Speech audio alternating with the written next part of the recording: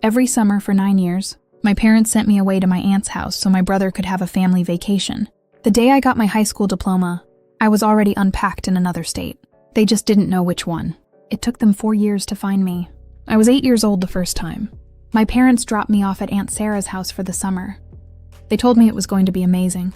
Aunt Sarah had a bookstore, a massive backyard, and a cat named Colonel Mustard. They made it sound like I had won some sort of prize. Ian got in the car with them. I stood on Aunt Sarah's front porch with my duffel bag and watched them pull out of the driveway. My mom waved from the passenger seat. Ian didn't even look up from his Game Boy. That was the summer they went to Myrtle Beach. I didn't know it at the time. Obviously, I was 8.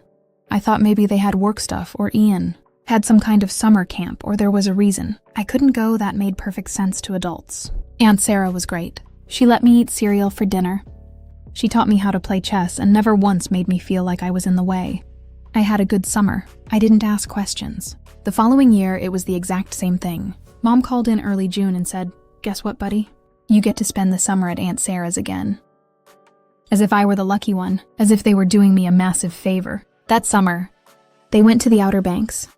I found out later from a cousin who brought it up at Thanksgiving, acting like everyone already knew. No one had told me. No one even thought to do it. Let me give you some context about my family. My dad, Mark, is a regional sales manager for a building materials company. My mom, Brenda, is the kind of woman who has a dedicated Pinterest board for every single holiday and cares deeply about what the neighbors think. My brother Ian is 2 years older than me, and while we were growing up, he was the son the entire household orbited around. Ian was diagnosed with ADHD in the 2nd grade. And look, I am not dismissing that ADHD is real. It is challenging and it requires support. But at some point, my parents decided that Ian's needs were the family's needs, and my needs were simply optional. Ian needed structure. Ian needed attention. Ian needed activities to keep him busy. You know what I needed? Apparently, Aunt Sarah's guest room and a cat named after a board game character. The problem was that I was easy. I was quiet. I read a lot. I didn't throw tantrums. My teachers loved me. My babysitters always said I was absolutely no trouble, which my mom would repeat as if it were a compliment instead of a warning label. And instead of it being a relief, it became a reason to push me aside. I was the kid who didn't need anything, so I stopped getting anything. I remember asking once, maybe I was 9, if I could go on the next trip. My mom patted me on the head and said, "Oh, sweetie, you'd be so bored. Ian's activities are much more his speed. You'll have way more fun at Aunt Sarah's." And that was the end of the conversation. She didn't even pause. It was like she had rehearsed the answer before I even asked the question. By the time I was 10, the pattern was set in stone. Every June, I packed a suitcase. Every June, my parents drove me to Roanoke, Virginia. Every June, Ian got in the car and went somewhere I was not invited. Enjoying this story? Don't forget to like, share, and subscribe. Question for you. If you were in Caleb's shoes at 9 years old, would you have confronted your parents or stayed silent? Let us know in the comments below. I want to be perfectly clear. I didn't hate Aunt Sarah's house. She is the best person in my entire family, and I say that without reservation. She runs a used bookstore in downtown Roanoke. She never married, and she treats every conversation as if it genuinely matters. She taught me how to cook. She introduced me to Kurt Vonnegut when I was probably way too young for it, and she never spoke to me like I was a burden. If anything, those summers with her are the reason I turned out fine. But here is the thing about being sent away every summer to someone who loves you. It does not cancel out the fact that you are being sent away. Sarah could be the greatest human being on the planet, and I would argue that she is, but that doesn't change the fact that my parents chose 9 years in a row to take a family vacation without me. I figured it out when I was 12. I was already pretty good with computers. Not hacking the Pentagon level, just good enough to be curious. One afternoon at Aunt Sarah's, I was using her desktop computer to look something up and saw she was logged into Facebook. I wasn't snooping. I clicked the wrong tab, but there it was. My mom's profile, a photo album titled "Family Trip to Hilton Head" with 2 exclamation points, because apparently one wasn't enough enthusiasm. There were 36 photos. My dad on the beach, Ian on a jet ski, my mom in a sundress holding a frozen margarita, the 3 of them at a seafood restaurant, tan and smiling. A family of 3. I counted the photos twice. I wasn't in a single one. Obviously, I was 200 miles away eating grilled cheese sandwiches and reading Slaughterhouse-Five. I sat there for a very long time. I remember the cursor blinking on the screen. I remember the sound of Aunt Sarah's wind chimes on the front porch. I didn't cry. I was 12, and I think a part of me already knew. Seeing the photos didn't create the feeling, it just finally gave it a name. I never told anyone what I saw. Not Aunt Sarah, not my parents, not Ian. I just filed it away. I was 12, and I was already learning how to keep things to myself. The summers kept coming. Defeating foreign beans. 16. A new destination every year. Gulf Shores, Savannah, Key West, Charleston. My mom posted photos every single time. Family vacations, making memories, so blessed. Every album, 3 people. Every summer. I was in Roanoke shelving books at the used bookstore and pretending I didn't care. I actually stopped pretending around the time I turned 14. Really, that was the year I genuinely stopped caring. Not in a dramatic, door-slamming way, but in a quiet way. The way you realize that the people who are supposed to love you the most have been telling you exactly what your place is for 6 years. Straight and fighting it won't change the math. So you stop fighting. You start planning. Here's the part I haven't told you yet. By the time I was 16, I had a plan. By the time I was 17, I had a timeline. And the day I walked across that high school stage and shook the principal's hand, my suitcase was already sitting in a locker at a Greyhound bus station 45 minutes away. My parents were in the audience. They clapped. They took pictures. My mom posted one on Facebook. So proud of our graduate. And for the first time in 9 years, I was actually in the photo. I smiled for the camera. 12 hours later, I was gone. But I'm getting ahead of myself. Let me back up and tell you exactly how I pulled it off and why it took my parents 4 years to find me. I started planning my exit during my junior year of high school. Not in a dramatic manifesto writing way. I was 16. I just started paying attention to the things that mattered. Things my parents never thought to ask me about.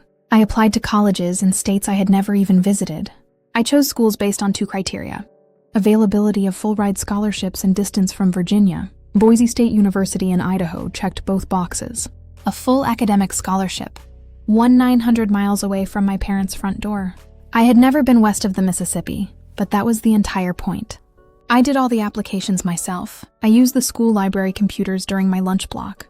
Aunt Sarah helped me with the essays. She didn't know why I was targeting schools so far away, but she didn't push it. That's the great thing about Sarah. She trusts that you will tell her what you need to when you are ready. I wasn't ready. I got the acceptance letter in March of my senior year. Scholarship confirmed. Housing assignment locked in by June. I kept it in my school locker. My parents never asked about college. They assumed I would go to Virginia Tech. Maybe commute from home to save money. My mom brought it up exactly once at dinner. We should look at the application deadline for tech. I simply said, I've already handled it. She nodded and went right back to talking about Ian's new sales job. That was the entirety of the conversation about my future. Graduation was on a Saturday in May. I had packed everything important into a single suitcase over the course of 2 weeks.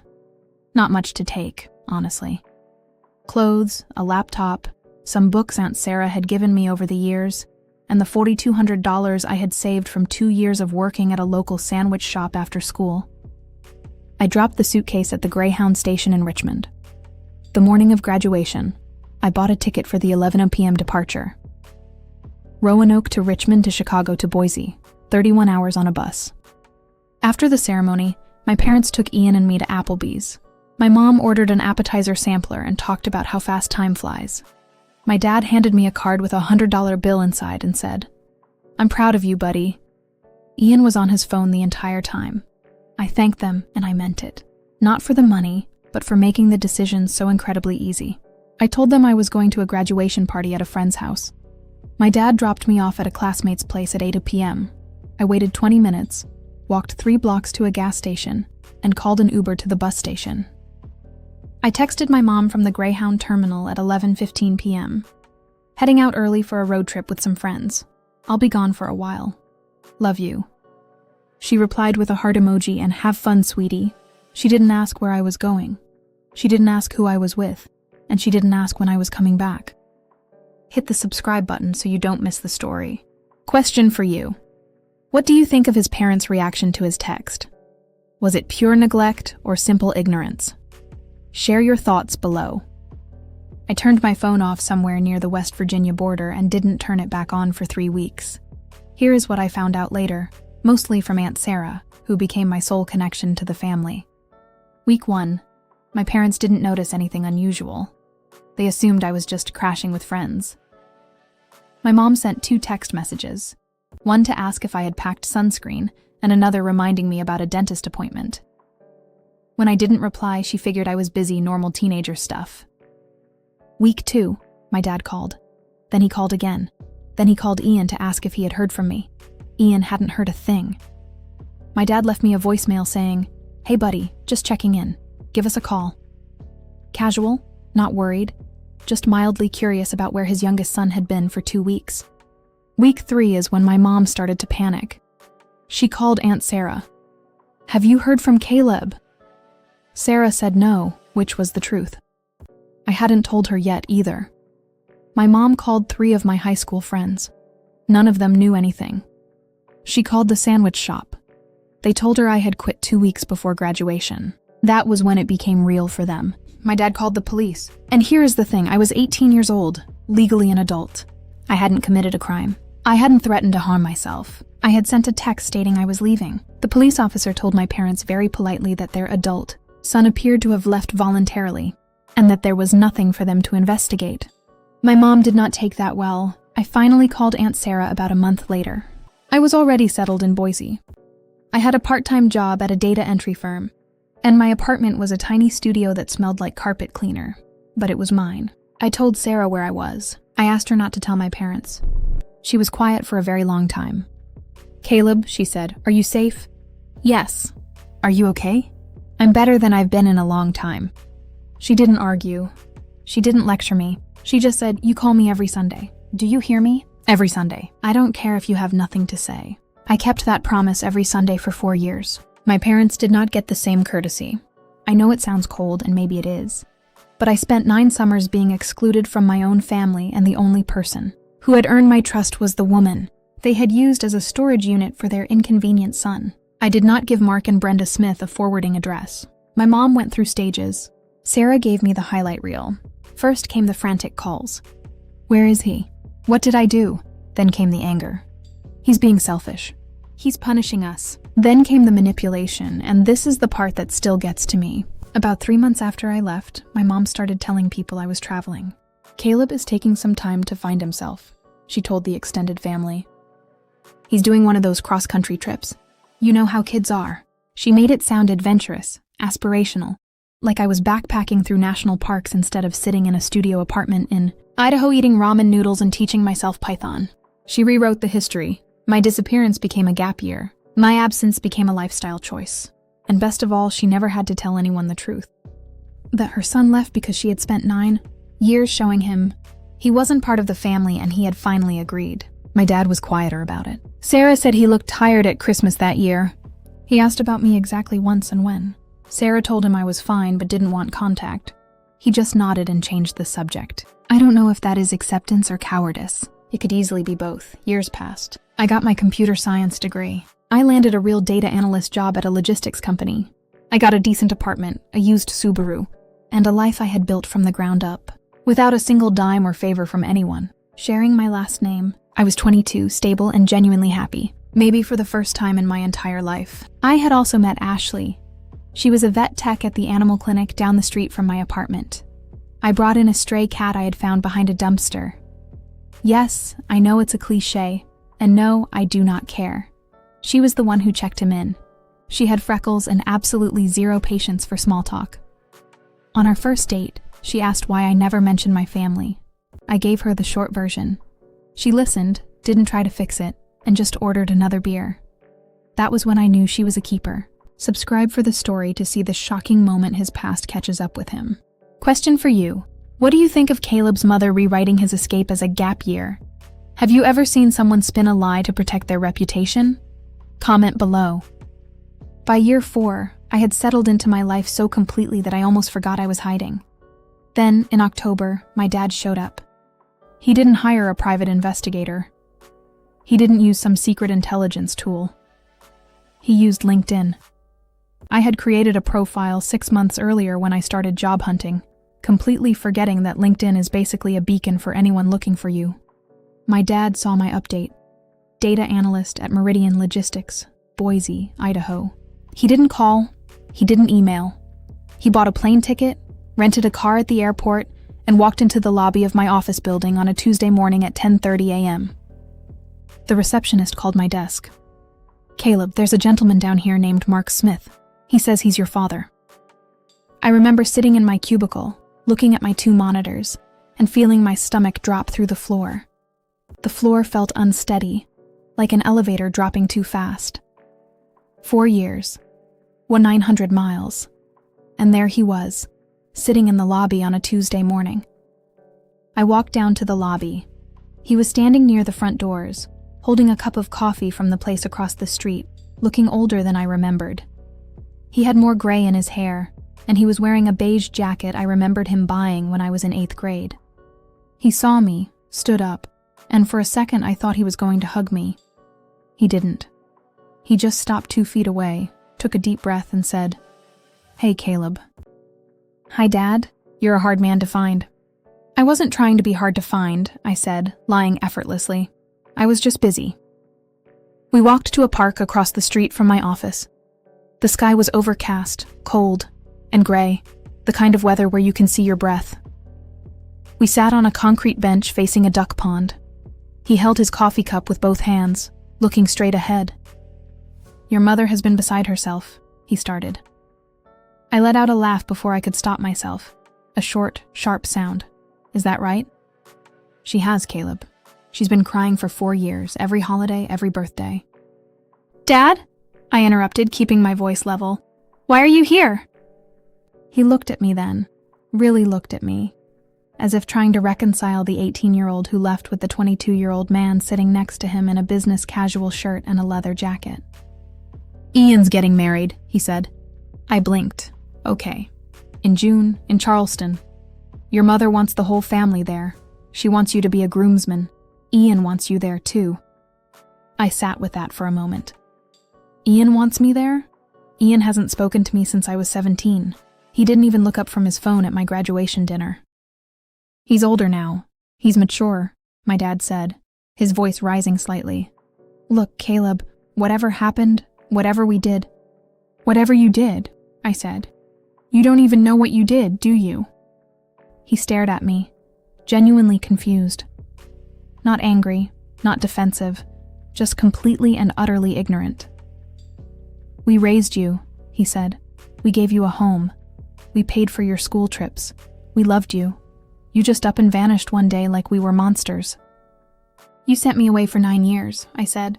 The words came out flat, simple, almost bored. No yelling, no dramatic build-up, just the statement of fact. He blinked. "What?" "Every summer, from age 8 to 16. You dropped me at Aunt Sarah's house, and then you, Mom, and Ian went on vacation.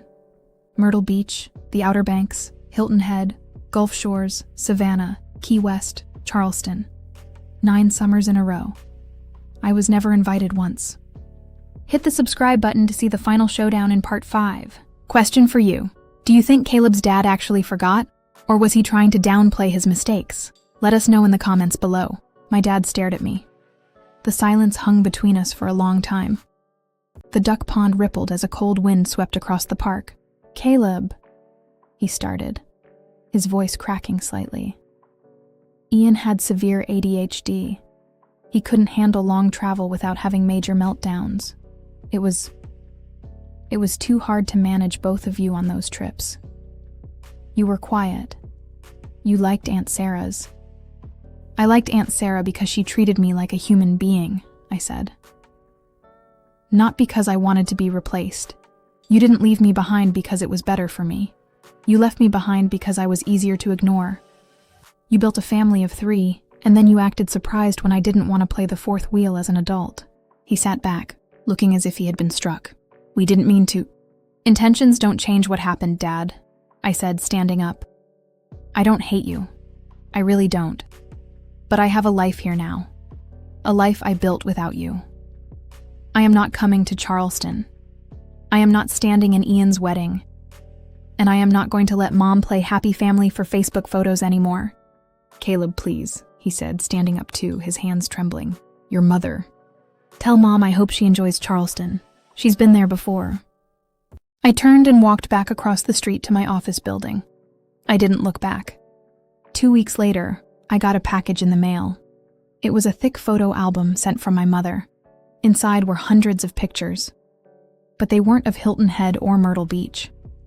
They were pictures of me at Aunt Sarah's house. Pictures Aunt Sarah had taken over the years and sent to my mom. Me reading in the bookstore, playing chess, sitting on the porch with Colonel Mustard. On the very last page was a handwritten note from my mom. I thought I was giving you good summers. I didn't realize I was giving away my son. I am so sorry, Caleb. I don't expect you to forgive me, but please know I am sorry. I closed the album. I didn't cry, but for the first time in 4 years, the knot in my chest loosened just a little bit. Today, I live in Boise with Ashley and our 2 rescue cats. I still talk to Aunt Sarah every Sunday. I send my parents a card on Christmas and their birthdays. Occasionally, my dad and I exchange brief text messages about the weather or football games. It's not a tearful reunion, and it's not a complete cutoff either. It's just boundaries. I realized that moving forward didn't require me to destroy my past, nor did it force me to pretend it didn't hurt. It just meant choosing my own destination from now on. Thank you for reading the full story. Don't forget to like, share, and subscribe for more daily stories. Final question. Did Caleb make the right decision by setting